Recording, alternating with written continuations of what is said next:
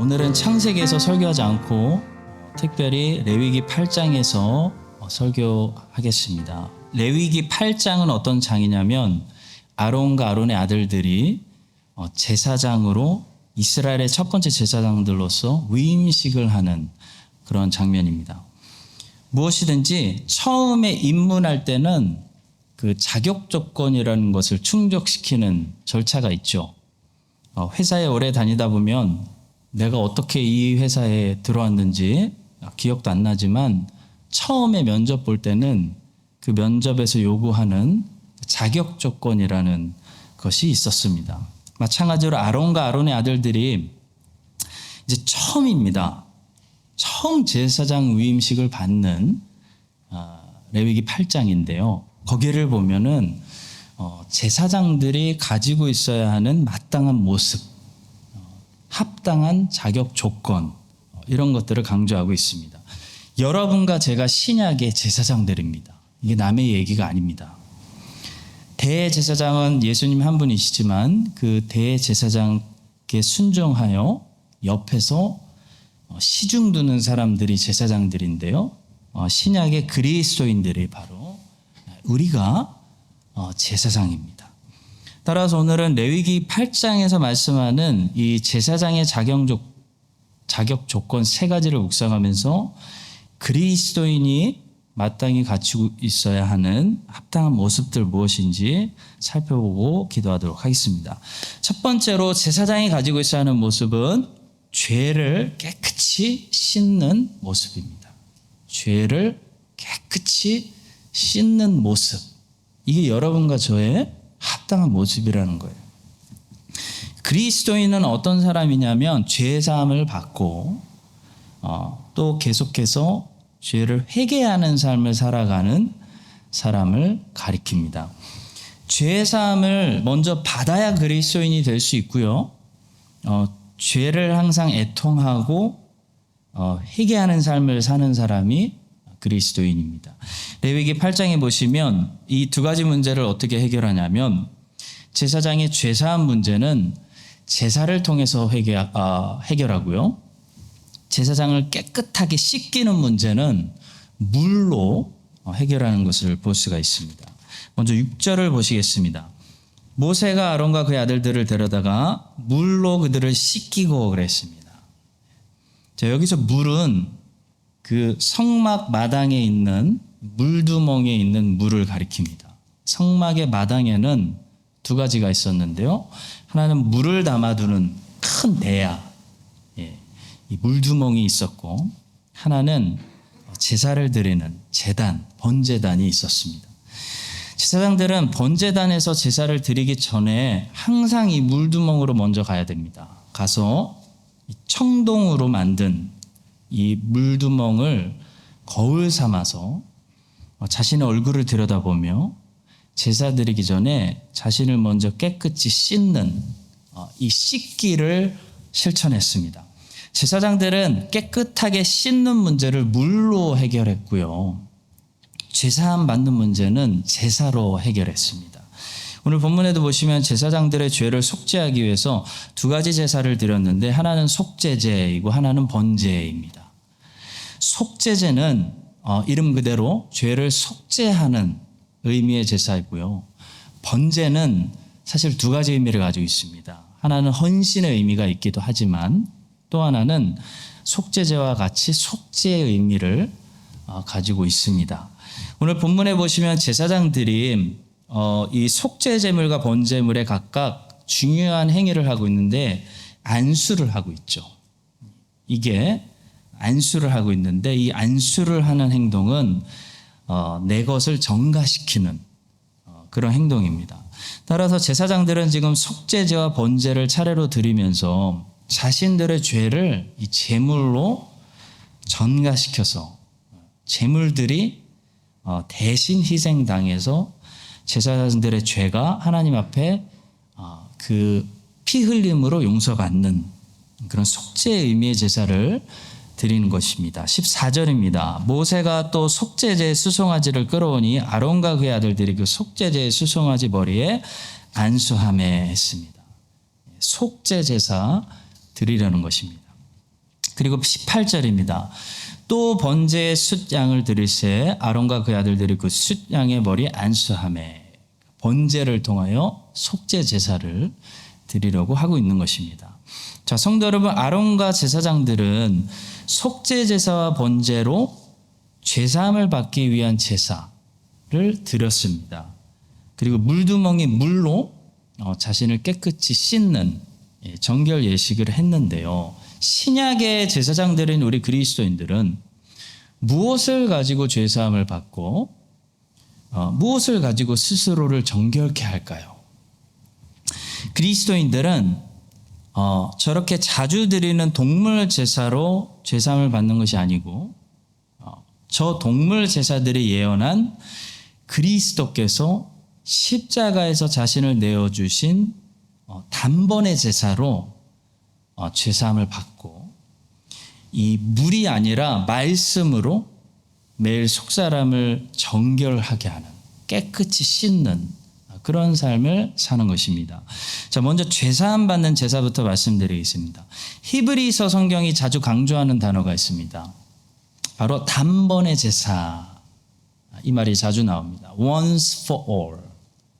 그러니까 once for all이라는 말은 딱 한 번만 필요한, 딱 한 번으로 모든 것을 완성하고 충족시키는, 그걸 이제 강조하는 겁니다.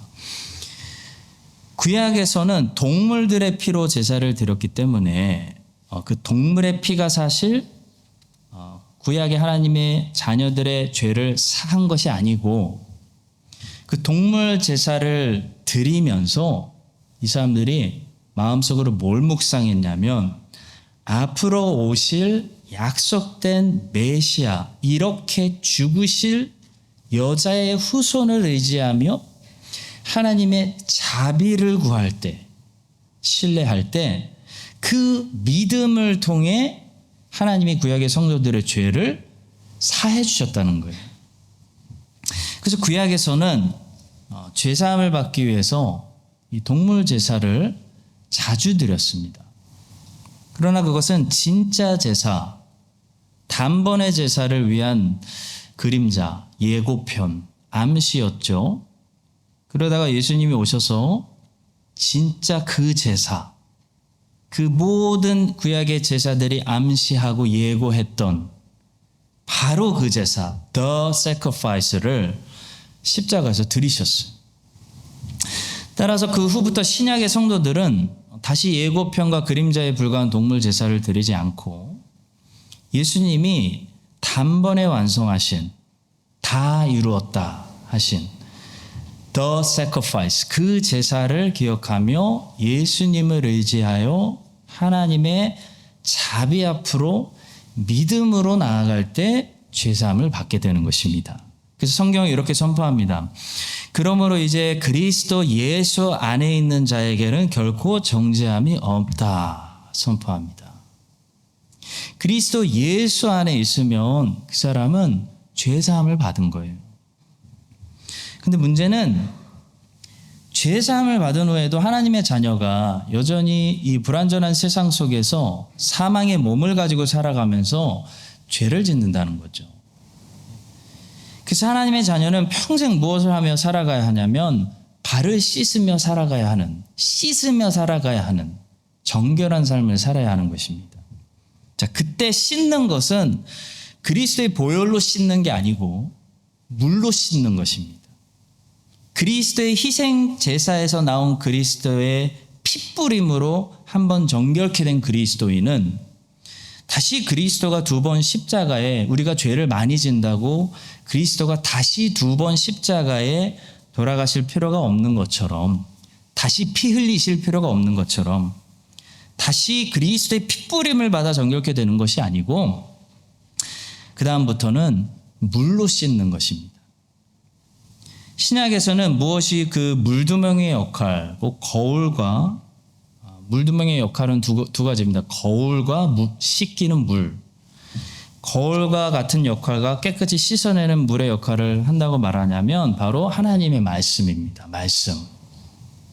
성경은 말씀이 물두멍처럼 거울의 역할을 한다고 말씀합니다. 야고보서 1장 23절 누구든지 말씀을 듣고 행하지 아니하면 그는 거울로 자기의 생긴 얼굴을 보는 사람과 같아서.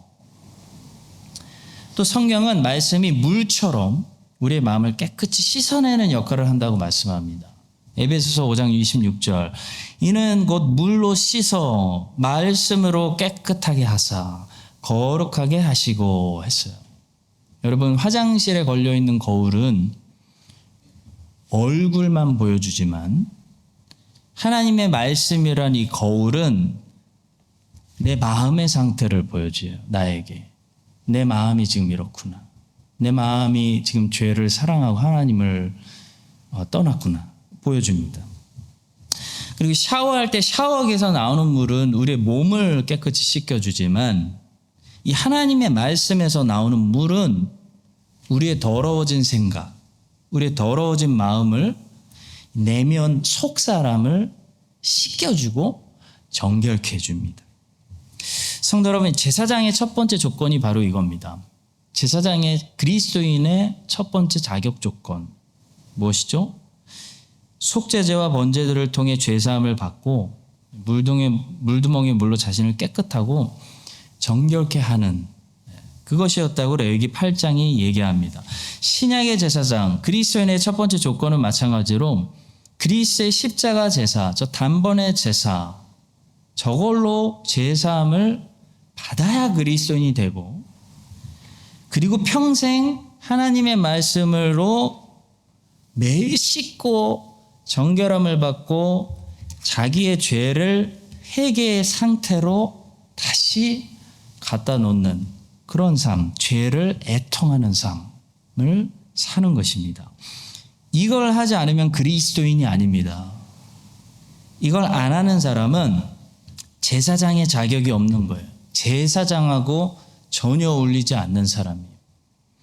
여러분, 이 사실을 기억하시고 판사나 경찰이 똑바로 살잖아요. 판사나 경찰이 막 쓰레기 아무데나 버리고 막 삐뚤어진 모습으로 삽니까?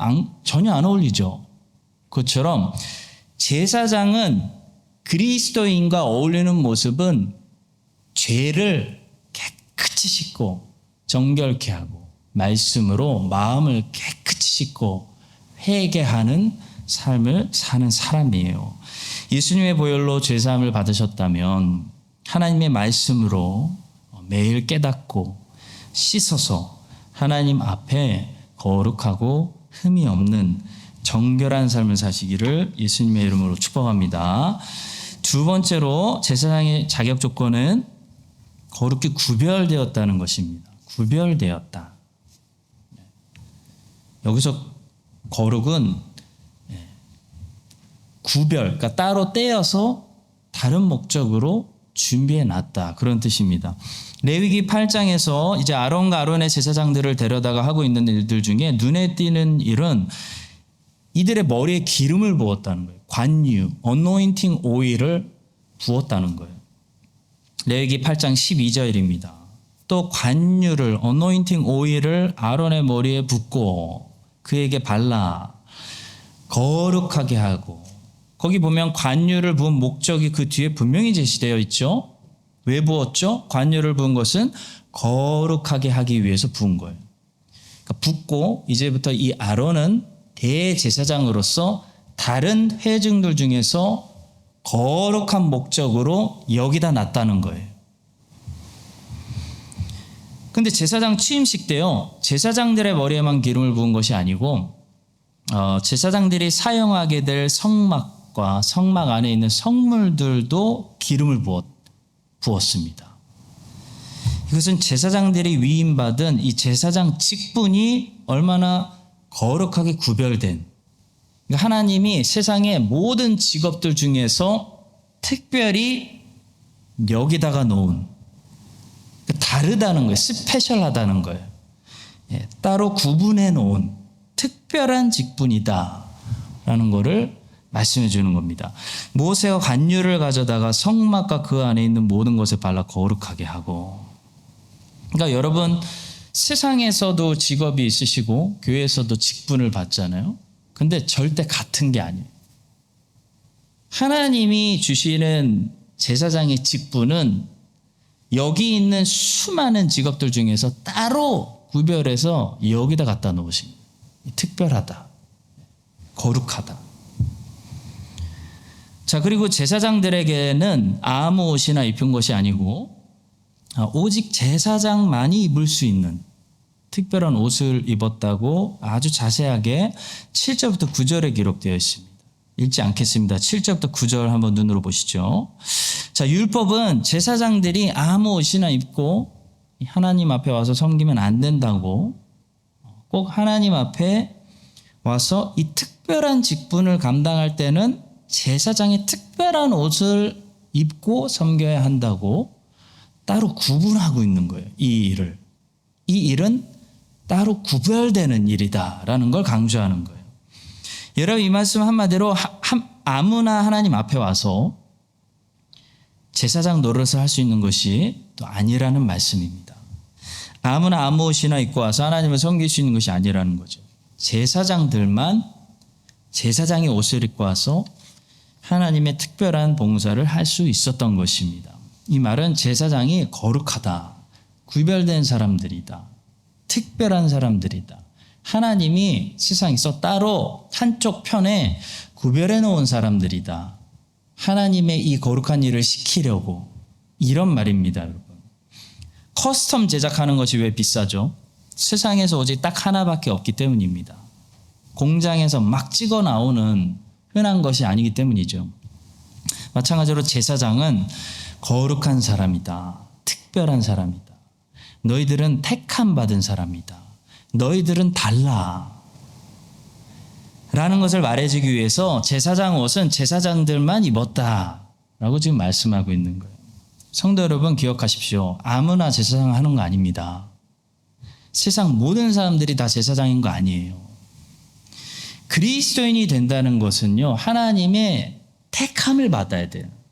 하나님이 택해서 아주 특별한, 구별된 이 세상과 그리스도를 복음으로 연결하는 중재자, 다시 말해 제사장들이 된다는 것을 말하는 것입니다. 베드로전서 2장 9절, 그래서 이렇게 말하죠. 그러나 너희는 택하신 족속이요, 왕 같은 제사장들이, 거룩한 나라요, 그 소유가 된 백성이니 이는 너희를 어두운 데서 불러내어 그 기이한 빛에 들어가게 하시니 아름다운 덕을 선포하게 하려 하심이라. 여러분, 이스라엘은 구약에 절대 수많은 나라들 중에 하나가 아니었어요.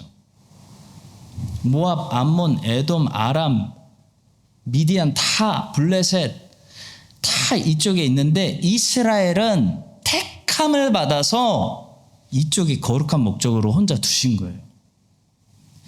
그리스도인은 절대로 수많은 사람들 중에 한 사람이 아닌 거예요. 그리스도인은 하나님의 택함을 받아서 제사장으로서 이 땅에서 너는 특별한 목적으로 하나님이 여기에다가 구별해 놓았다.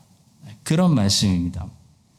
성도 여러분, 하나님 아버지와 아버지 하나님, 성부 하나님, 하나님 아버지와 이 죄인들을 연결시켜 주시는 사닥다리는 성자 하나님, 대제사장이신 예수 그리스도 오직 한 분밖에 없습니다. 그렇죠? 그런데 그 그리스도와 세상 사람들을 연결해 주는 그 제사장 역할을 할 수 있는 사람들은 그리스도인들밖에 없어요. 하나님의 성령께서는 그리스도인들이 복음을 전도할 때 그리스도인을 통하여 이 죄인을 예수 그리스도께 데려오시고, 이 예수 그리스도를 만난 죄인은 그리스도를 통하여 하나님 아버지께 돌아오게 되는 거죠. 이 구원이죠. 그러니까 대제사장 밑에 제사장들이 대제사장을 수종 들었던 것처럼 대제사장이신 그리스도께서는 지금도 하나님 우편에서 택하신 자녀들을 위해 기도하고 계시죠. 그리고 성령을 통해서 우리 그리스도인들을 통해서 교회를 통해서 이제 복음 전도를 통해 잃어버린 자녀들을 계속 하나님 아버지께로 돌아오게 하시는 그런 사역을 지금도 그리스도가 하나님의 우편에서 교회를 붙들고 하고 계시는 것입니다. 자, 그런 귀한 일을 아무나 맡을 수 있는 것이 아니에요. 그리스도가 아주 특별한 사람들, 그리스도께 선택된 사람들, 구별된 사람들, 이 귀한 사역을 위해 거룩하게 구별된 사람들에게만 맡겨주시는 것입니다. 그것이 바울이 말씀하고 있는 고린도후서 5장 18절의 말씀입니다. 모든 것이 하나님께로서 났으며 그가 그리스도로 말미암아 우리를 자기와 화목하게 하시고 또 우리에게 화목하게 하는 직분을 주셨으니, 그러니까 우리에다가 그리스도인, 크리스천이라는 말을 넣어서 생각하시면 해석이 됩니다. 모든 것이 하나님께로 났으며 그가 그리스도로 말미암아 우리 그리스도인들을 자기와 화목하게 하셨고 또 우리 그리스도인들에게 화목하게 하는 직분을 주셨다. 제사장의 직분을 주셨다. 복음 전도의 사명을 주셨다. 그런 말입니다. 따라서 그리스도인들은 이 거룩한 특별한 직분을 맡았기 때문에 이 세상 직업만 바라보고 살아가면 안 돼요. 모든 그리스도인이 이 거룩한 직분을 맡았기 때문에 이 직분과 어울리게 거룩한 삶을 살아야 됩니다. 그리스도인은 다르다는 것입니다. 다른 목적을 가지고 있다는 것입니다. 그리스도인은 여러분 미운 오리 새끼 동화에 나오는 그 백조와 굉장히 비슷한 존재예요.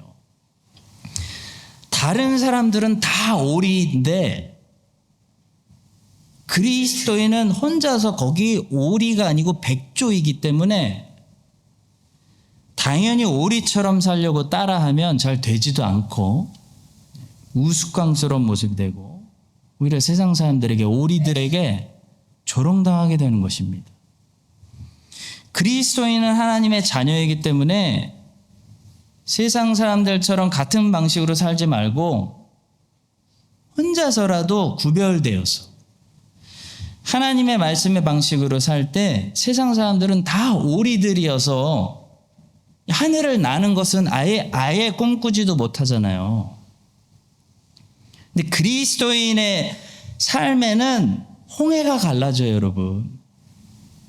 하늘에서 양식이 떨어지고 여리고성이 앞에서 무너지고 순종의 삶을 살았더니 여리고성이 무너져 있어, 어느 날. 바다 위를 걸어가고.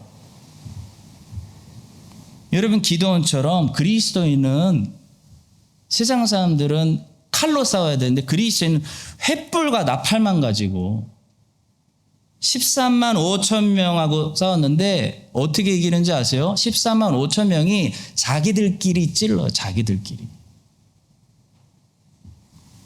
나팔만 불고 있었어요. 근데 자기들끼리 찔러서 300명이 이기는 거예요. 그런 비공식적, 상식적인 삶을 하나님의 자녀는 살게 되는 것입니다. 여러분 믿으세요? 성도 여러분, 여러분과 저는 미운 오리 새끼예요. 오리들하고 살고 있지만 오리가 아니라고요. 여러분과 저는 거룩하게 이쪽이 구별해 놓은 다른 목적이 있다고요. 하나님이 택하시고 그 특별한 목적으로 그 시간에 그 장소에 세상에 심으신 그 세상 사람들을 우리의 복음을 통해 예수 그리스도와 연결시켜야 되는, 하나님이 내 인생을 통해 구원하시고자 하는 영혼들이 있는 거예요. 세상의 제사장들입니다, 우리가. 그것이 우리의 정체성입니다. 우리는 그 거룩한 직분을 행할 때 가장 빛나요. 가장 만족스럽고 가장 가치를 드러내는 삶을 살게 되는 것입니다.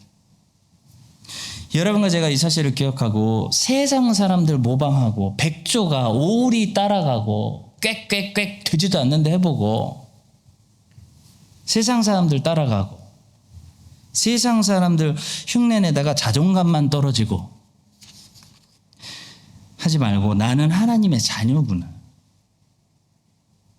나는 거룩한 제사장이구나. 나는 지금 그냥 유학 온 게 아니에요. 여러분, 크리스찬 청년은 그냥 유학 오신 게 아니에요. 거룩한 제사장으로 부르심 받아서 가나안 땅에 오신 거잖아요. 그렇게 믿어야 돼요. 하나님 나를 왜 부르셨는가? 하나님의 계획이 무엇인가? 나에게 거룩한 직분이 있고 거룩한 소명이 있구나. 하나님이 나를 부르시는구나. 하나님이 나를 양육해서 바울처럼 쓰시려고 작정하셨구나. 여러분 그 사실을 믿으시고 이 세상에서 거룩한 제사장들답게 다른 삶을 살아가는 다른 삶. 그 세상 사람들이 보고 깜짝 놀라기도 하고 막 모욕하기도 하고 시대에 뒤떨어진 사람이라는 소리도 들으며 크리스찬이 그런 소리도 들어야죠. 여호와의 말씀대로 살아가는 거룩한 백성들 되시기를 예수님의 이름으로 축원합니다. 마지막 세 번째로 제사장 위임식을 보시면요. 이 제사장들이 가지고 있어야 하는 중요한 요소에 대해서 말씀하는데 바로 절제와 인내입니다. 여러분 이스라엘 제사장 위임식은 하루 몇 시간 안에 끝나는 요즘 세상에서 볼 수 있는 그런 흔한 위임식이 아니었습니다. 이스라엘 제사장 위임식은 7일 동안 진행되는 위임식으로서 제사장들은 위임식이 진행되는 7일 동안 이 성막 밖에 나가지도 못하고 성막 안에 머물면서 묵묵히 엄숙하게 이 위임식을 받았습니다. 그러니까 인내하고 절제력이 없으면 해낼 수 없는 그런 위임식입니다. 본문 33절과 35절입니다. 위임식은 이래 동안 7 days 행하나니 위임식이 끝나는 날까지 이래 동안은 회막문에 나가지 마라. 너희는 7주야를 회막문에 머물면서 여호와께서 지키라고 하신 것을 지키라. 그리하면 사망을 면하리라. 내가 이같이 명령을 받았느니라. 7일 동안 한 주를 살아가잖아요. 우리가 7일 동안 일주일 한 주를 살아가면서 머물면서 안에 머물면서 지킬 것을 지키라는 말씀이에요. 오늘날 현대인들이 주일 아침에 잠깐 빨리 1시간 예배만 싹 드리고 빨리 가서 자기 바쁜 일정을 감당하려고 하는 것과는 완전히 상반된 그런 위임식이었습니다. 갈수록 현대인들은 인내하지 못하고 지루함을 견디지 못하고 절제하지 못하는 사람들로 변하고 있습니다. 제가 청년 때만 해도 코스타를 하면은 월요일 날 캠프장에 들어가서 토요일 날 나와서 토요일에 마지막 전도하고 끝났습니다. 6일 했죠.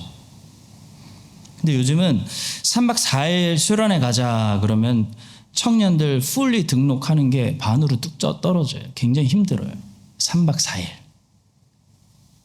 그 긴 시간을 자기의 것을 멈추고 희생시켜서 주님께만 집중해보는 그런 훈련을 받아본 적이 없기 때문이죠. 여러분 제사장들은 어떤 자격을 가지고 있어야 되냐면 지루함을 묵묵히 견딜 수 있는 인내를 가지고 있어야 됩니다. 에녹은 300년 동안 하나님하고 동행했습니다. 노아는 120년 동안 동행하면서 방주를 만들었어요. 모세는 80년 동안 광야에서 살았고 이삭은 180년 동안 가나안 땅 한 번도 벗어나지 않고 가나안 땅에서 잘 살았습니다. 지루함을 견딜 수 없어서 인내하지 못해서 가만히 있지를 못해서 성막 밖으로 뛰쳐나가는 사람은 제사장의 자격이 없는 사람입니다. 성도 여러분, 우리가 주님을 위해 많은 것을 해야 된다고 생각할 때가 많아요. 왜냐하면 그게 현대 사회의 방식이니까. 근데 주님은 절대로 우리에게 우리가 생각하는 것보다 많은 것을 요구하시지 않습니다. 세상이 많은 것을 요구하는 거지 주님이 우리에게 많은 것을 요구하시지 않으세요. 주님은 정말 하루에 조금씩 충분히 감당할 수 있을 만큼의 일만 주시고 나머지 시간은 전부 안식으로 채우시고 교제로 부르십니다. 놀랍게도 교제로 부르세요. 근데 우리는 가만히 있지를 못하죠. 우리는 7일을 견디지 못하고 일주일을 견디지 못하고 예수 밖으로, 성막 밖으로 뛰쳐나가 버려요. 우리는 많은 일을 해서 몸도 항상 지쳐 있고 분주한 것이 잘 사는 것이라는 거짓말을 세상을 통해 듣게 됩니다. 성도 여러분, 우리는 반대로 해야 됩니다. 반대로. 제사장은 분주한 사람이 아닙니다. 제사장은 침착한 사람입니다. 안식이 있는 사람입니다. 여유가 있는 사람입니다. 우리는 많은 일들을 해야 하는 사람들이 아니라 많은 일들을 오히려 하지 말아야 되는 사람들입니다. 세상은 많은 일들을 유혹합니다. 너무 많아서 뭘 해야 할지 모르겠습니다. 제가 어렸을 때는 TV 채널이 대한민국 TV 채널이 한 4-5개였는데 그 중에 EBS는 안 보고 그러면은 보는 게 똑같아요. 그럼 맨날. 그렇잖아요. 요즘은 제가 한국 요즘 안 가봤지만 막 100개가 되니까 채널만 돌리다 끝나는, 그쵸? 뭘 보지를 못하고. 그게 딱 우리 세상인 것 같아요. 이것도 해야 되고 저것도 해야 되고 이것도 성취하고 저것도 성취하라고 하는데 결론적으로 아무것도 못해요. 아무것도 한 게 없어요, 인생에. 솔로몬이 인생을 그렇게 살았어요, 여러분. 솔로몬은 인생을 분주하게 살았습니다. 왜 분주하게 살았을까요? 솔로몬이 하나님을 떠났기 때문이에요. 하나님이 중심에 없으면 하나님을 떠난 사람은 마음이 불안하기 때문에 다급해져요. 하나님이 중심에 없으면 그때부터 우리는 바쁘게 뭔가를 찾아야 돼요. 솔로몬은 많은 일들을 했습니다. 건축을 너무 많이 해서 예루살렘에 더 높이 올릴 개발할 땅이 없었어요. 건축 중독이 돼서 백성들이 제발 그만 좀 하자고 난리를 쳤습니다. 솔로몬은 식물 박사 학위를 땄습니다. 솔로몬은 세상에서 제일 큰 가든을 가지고 있었어요. 여러분, 가드닝이 얼마나 시간이 많이 들어가요. 솔로몬은 음대를 수석으로 졸업해서 작곡을 많이 했습니다. 솔로몬은 결혼도 많이 했습니다. 솔로몬은 배를 만들어서 배 사업을 해서 인도까지 가서 금을 가져오는 사업을 했습니다.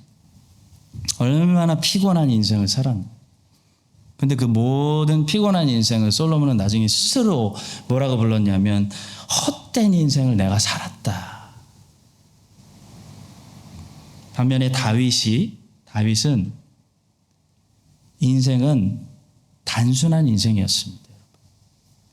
다윗은 영토를 하나님이 허락하신 약속의 땅 이상으로 더 이상 확장하지 않았어요.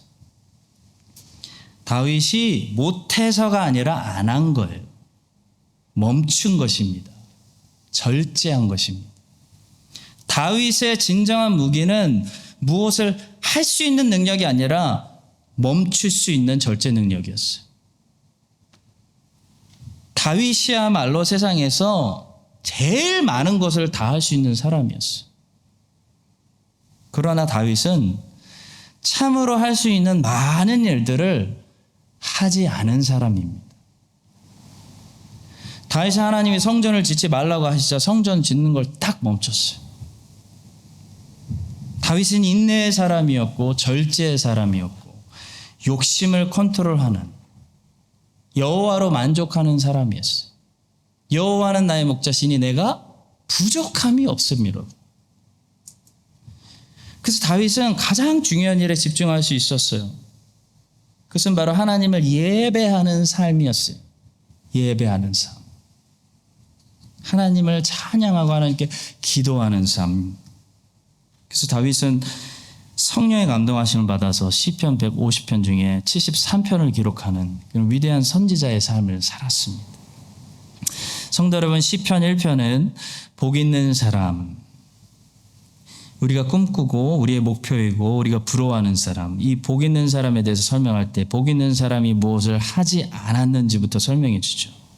복 있는 사람은 악인들의 꾀를 따르지 않으며 죄인들의 길에 서지 않으며 오만한 자들의 자리에 앉지 아니하고, 복 있는 사람은 안 보고 안 가고 안 하고 심플하다는 거예요, 삶이.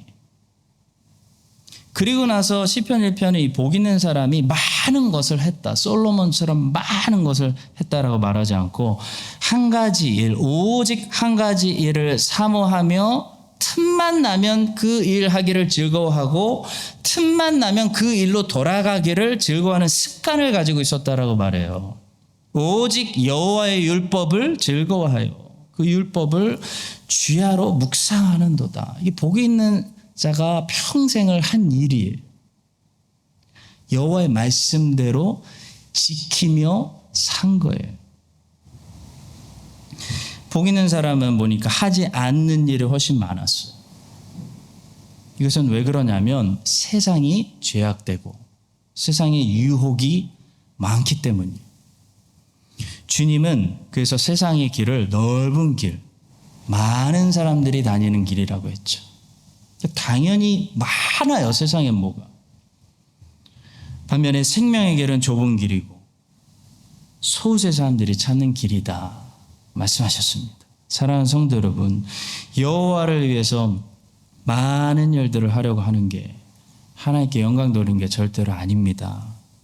여호와께 영광 돌리는 거룩한 제사장은 어떤 사람이냐면 여호와를 위해서 넓은 길로 다니는 세상에 많은 사람들이 하는 말을, 많은 일들을 하려고 하는 게 아니라 하지 않고 자신을 거룩하게 지키는 사람이 하나님께 영광 돌리는 사람입니다. 성막 밖으로 뛰쳐나가서 많은 일들을 하는 것이 제사장의 직분이 아니에요. 하나님이 그거 하라고 우리 부르신 거 아니에요. 7일 동안 묵묵히 성막 안에서 살면서 내 안에 거하라, 예수님 말씀하셨잖아요. 예수 안에 거하면서 만약 이 일이 나로 예수 밖으로 나가게 하는 일이라면 가감히 안 하고 아니하며 예수 안에 거하면서 세상으로 돌아다니지 않으면서 주님의 말씀대로 거룩하게 살며, 요한복음 15장 내 안에 거하는 그 사람은 많은 열매를 맺는다. 하나님 보시기에 열매를 많이 맺는 그런 사람이 하나님께 영광 돌리는 이 제사장의 삶을 사는 것입니다. 성도 여러분, 기억하십시오. 솔로몬의 분주한 인생이 많은 열매를 맺은 게 아닙니다. 다윗의 절제된 거룩한 인생이 하나님 보실 때 많은 열매를 맺은 것입니다. 여러분과 제가 솔로몬의 분주한 인생이 아니라 다윗의 거룩한 인생으로, 제사장의 인생으로 하나님께 영광 돌리시기를 예수님의 이름으로 간절히 축원합니다.